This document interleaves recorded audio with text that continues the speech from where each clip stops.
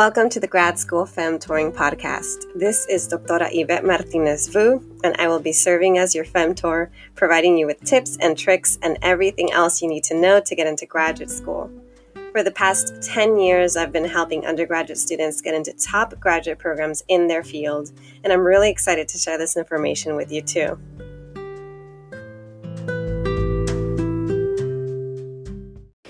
Feliz Año Nuevo. Happy New Year, everyone. This is Doctora Yvette. It has been several weeks, 2.5 months to be exact, since I last recorded an episode. For you, it's been roughly every 2 weeks because I had my maternity lineup of episodes, and I hope that you enjoyed those. But I'm actually really excited to be back. I did take some time off to have a baby, and I know that I was really nervous about that because if you didn't know already, I know I've mentioned in a previous episode perhaps too that with my first child, when I got pregnant, I was a grad student. I was going through a lot at the time, and I did undergo complications. I hemorrhaged, I lost 3 liters of blood, and I nearly died giving birth. And so taking the risk of getting pregnant again, of trying for another baby, and then going through a relatively smooth and healthy pregnancy, and again, a relatively smooth and healthy birth was very healing for me. But that's not to say that it didn't come with setbacks. Healing from a C-section can be difficult. You take 2 steps forward and then 1 step back, and I'm still not 100% there in terms of my physical recovery, but I'm doing really well, especially with regards to my mental health. With my first child, I did end up developing postpartum depression. I've been very open about that, especially as it relates to the work that I've done with Chicana Mother Work, another collective I'm part of. And this time around, I was worried that I would fall into that depression once again.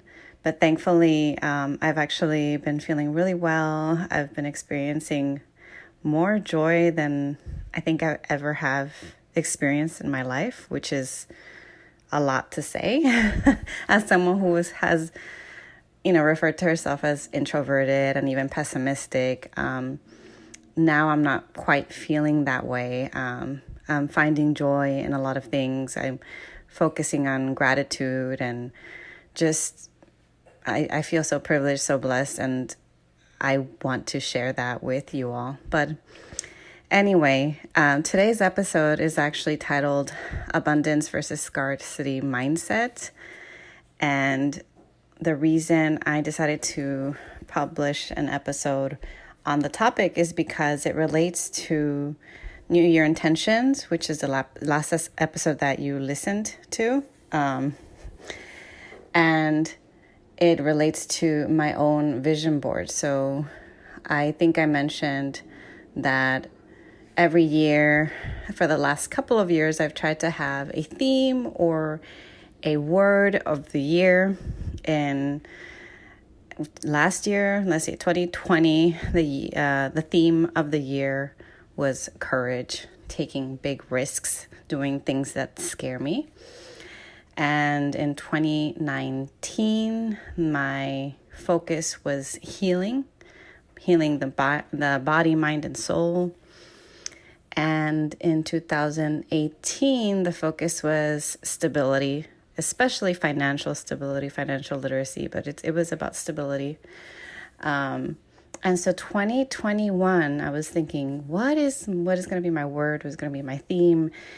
And I did wait until the last minute to decide. And I think some of it was influenced by my peer group, by my group of friends, and just getting to witness amazing, fierce mama scholars living their best life guiltlessly.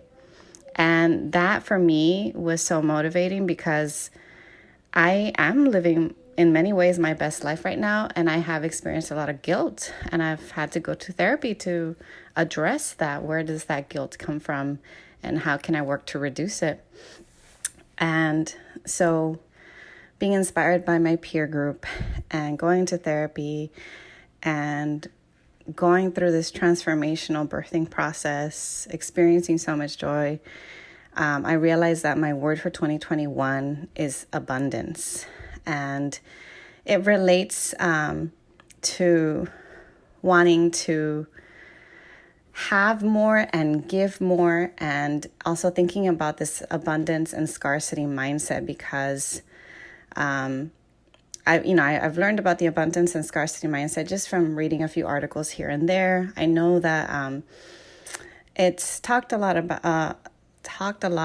among circles in like environmental groups and business groups. But for me, I'm thinking about it, how it relates to me and my personal life. So what does an abundance consciousness or an abundance mindset mean as opposed to a scarcity mindset? And where does that scarcity mindset come from? And I have a feeling that since you all have, many of you have similar backgrounds as me, coming from low income, first gen, URM, I grew up with a single mom with 6 kids in the Northeast San Fernando Valley, predominantly immigrant Latinx community. Like, I got accustomed to having this scarcity mindset because I grew up poor and not having a lot, not having access to a lot of resources. And now my circumstances are very different, and they are going to be very different for you all, believe it or not, because most of you are working on getting your degrees, and most of you are also aiming to pursue an advanced degree. That's why you're listening to my podcast. And so your circumstances will change, and even if they don't change soon enough, you can still kind of gain this abundance mindset to attract and manifest bigger, better things that are going to help you get to where you want to be. So I keep talking about this, but let me just define what these mentalities mean to me, or how I'm interpreting them. So for me, let's start with the scarcity mindset.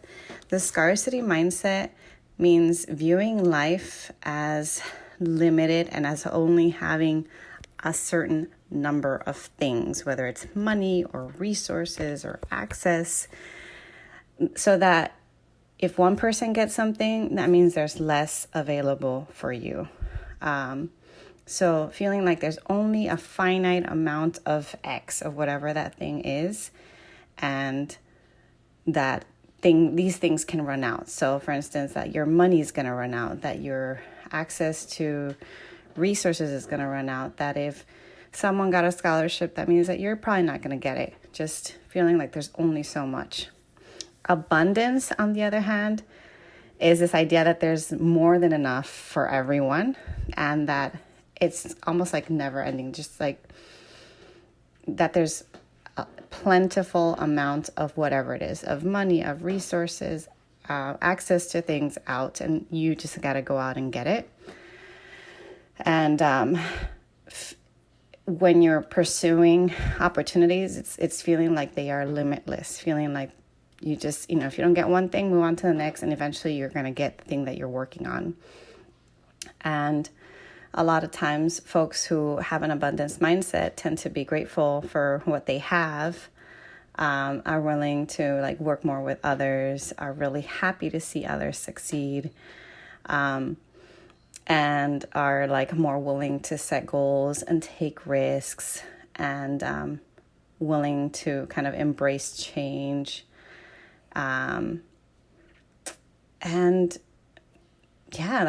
Versus the scarcity mindset, where you may be afraid of change. You may, secretly not want someone to get something, or you're hoping that they fail, or you, you may criticize others or hold grudges, or just feel like there's just not enough, that everything is constantly running out. So for me, I want to focus on abundance, because I feel like for so long I have had this scarcity mindset, especially when it comes to money and finances. I've been so scared, scared to even like treat myself to things, scared to go out and do new things, scared of failure. Oh my goodness, that is a big one, especially for someone like me who grew up being very perfectionistic, wanting to please others. I was always afraid of displeasing others. I was always afraid of not doing things the right way. I was afraid of trying new things. And so this time around, I want to do a little bit more. So I know I shared my vision board on Instagram.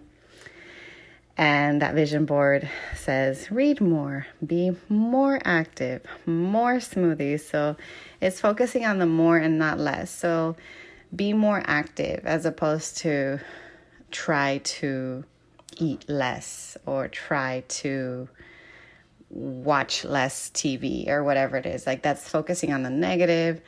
I'm trying to focus on the positive. What can I do more of to make, so for instance, more smoothies. If I drink more smoothies, I'm making more room for the smoothies. So that means inevitably I'm going to eat less of the unhealthy foods I've been eating. So I also have like prioritized rest. So as much as I want to do more, I also have a newborn, an infant who, takes up a lot of my time, my partner's time. I'm also very tired. I'm exhausted. We're not sleeping very much, but that's just how it is when you have a baby. And even now she's sleeping way more, but I'm still pumping milk to breastfeed her every 3 hours. So I'm not resting or sleeping as much, but I'm trying to rest more. So finding moments for rest. I'm still trying to, pay off my credit card debt and student debt. It's going down a lot more. It's gone down a lot more in the last couple of years, but I did put a halt to it because of 2020 and all the changes that came with it. So I want to kind of get back to that. Skin, hair, and body care. That's part of my self-care. There's a lot of different ways for you to focus on your self-care. Those are just the ones that I'm trying to focus on. I've been very good at my skincare. Not as much with hair and body care, which is why I'm trying to prioritize that. I may post a picture of myself because I'm trying to embrace my wavy hair. And I've got quality time with my partner because with 2 kids, it's really hard to find one-on-one time. So we're going to have to figure it out and prioritize that. And then laugh more. If you don't know me very well, which most of you don't, I actually, when I crack up, I have a very loud laugh. Some people say that it's contagious. Some people say that you can hear it from a mile away. My laugh is so loud that I've actually made my baby cry. I've startled her. I've scared her. I've woken her up because my laugh is so loud. She's getting used to it now, but initially she kept, every time I would laugh and crack up, she'd cry. But laughing more, I've noticed that the days that I laugh the most are actually the days that I feel the happiest. And so I'm, trying to find ways to laugh more. And then I also have a goal related to the podcast. I put 2K followers and 200 listeners. Right now I have a consistent a little over 100 listeners. So there's like 100 of you out there that every time I post an episode, you listen to it right away. And I've got how many thousands of listens? I should probably check. But I have, 8,000 listens or more. That's like total number of listens. But I do have like about 100 of you who consistently kind of follow the podcast and listen to it. And then on Instagram, I have 800 and something followers. So those of you that just kind of see my posts, but maybe don't necessarily listen to my podcast consistently. And so I want to just increase it. I'm trying to aim huge because, again, I'm trying to keep my goals realistic, given that I have a full-time job. I've got my Chicana Motherwell Collective. I've got my 2 kids. I'm homeschooling, trying to make time for my partner, all these things that I'm trying to make time for. But I think, aiming for 2,000 followers is not a bad thing. And you all can help me with that by tagging your friends if you find these episodes helpful. and having 200 consistent listeners. When I started this podcast, I told myself, if I can just help one person out there, aside from the students I work with in McNair, if I can help just one more person aside from that with what I post on my podcast, then I've done my job. Like, this is a resource that I've created for you all so that you have access. I believe in accessibility. I believe in giving and sharing knowledge, sharing the wealth. And so that's why I have this podcast, and I hope that you'll share it with your friends who you think might benefit from it. So those are all the things that I'm focusing on this year.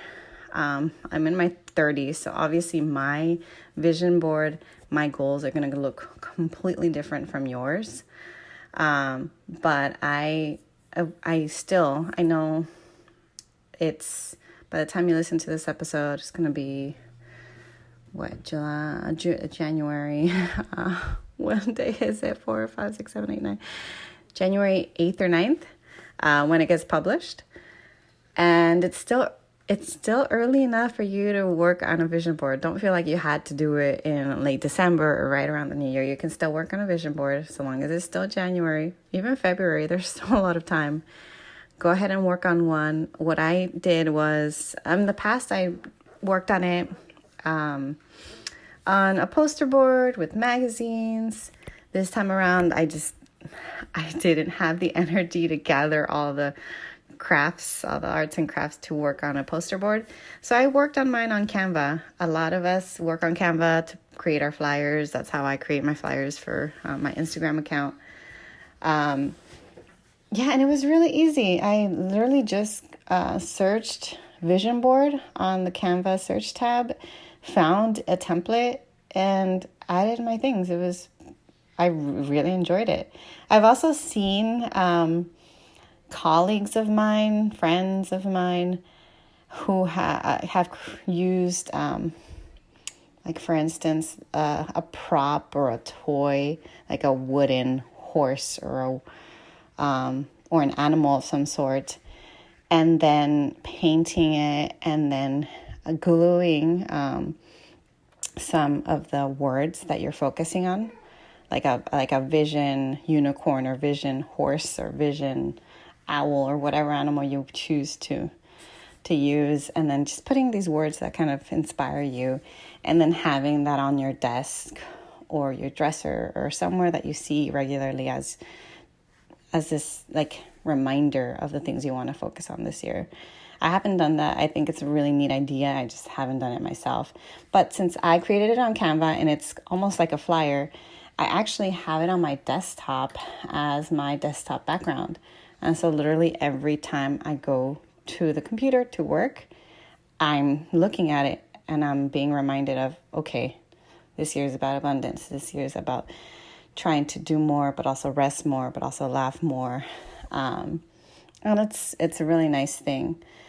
And that's why I wanted to talk about the abundance versus the scarcity mindset, because if you're finding yourself feeling negative, feeling pessimistic, feeling like just everything is going wrong, feeling hopeless, just know that there is more out there for you, that you just got to keep going. You got to embrace the changes that are coming in your life. Don't give up. Keep working towards your goals. And before you know it, little by little, you're going to get there. You may have setbacks. Remember, 2 steps forward, 1 step back. Progress is not linear. It's cyclical. Healing is not linear. It's cyclical. So yeah, you may kind of move forward and then you might experience a few setbacks. And that's okay. Just because I feel great now doesn't mean that I might not feel depressed later. I acknowledge that may happen, but I know what to do now to access resources to get better, and that keeps me hopeful. I think that's all I want to share for today. I have a great lineup for this year. So many ideas just from you all, from Instagram, from your emails to me. I also am thinking I may try out some group workshops with my listeners if you're interested in just workshops to apply for grad school, to apply for scholarships and fellowships, or just to receive advice on how to prep for grad school. I'm open to it. I think some Zoom workshops would be really neat to meet my listeners and to make it accessible, affordable for you all, especially if it's in a group setting. I can reach a lot more people. And what else? So aside from workshops and episodes, perhaps creating more handouts and handouts of information that I can share with you all, more giveaways. Yeah, those are some of the ideas I have for this year. I'm still developing them. Again, I'm just fresh out of my maternity leave. I'm recording this the weekend before January 4th, and it's my last weekend at home with my baby. After that, I'll still be working from home for a little while, up until our university declares it's safe for us to go back to work in person. But it's not going to be the same. It's so bittersweet because I definitely enjoyed my maternity leave, but I also really enjoy my job and enjoy recording these episodes. So, I'm both looking forward to getting back to work and also going to be missing the time that I'm spending with my baby. But again, I'm grateful, that gratitude of having the privilege of a maternity leave. I know not everybody gets to have one, even though it wasn't a full 12 weeks like some people get it. I think it was maybe 10 weeks that I took off. But anyway, I'm going off topic. I really hope you get to work on your vision boards. Think about your goals for 2021. Embrace an abundance mindset and see what you manifest this year. I'll talk to you all later.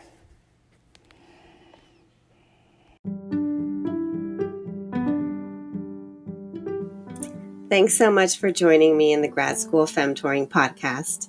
If you liked what you heard, please rate this podcast on iTunes, Spotify, or anywhere you tune in. You can also support the podcast by donating to my Patreon page, Anchor page, or Venmo account, which is at Grad School Femtoring. If you have questions or episode topics, you can contact me by sending me a DM on Instagram, sending me an email to gradschoolfemtoring@gmail.com, sending me a voice message on Anchor, or sending me a message via my personal website at YvetteMartinezvu.com. Until next time.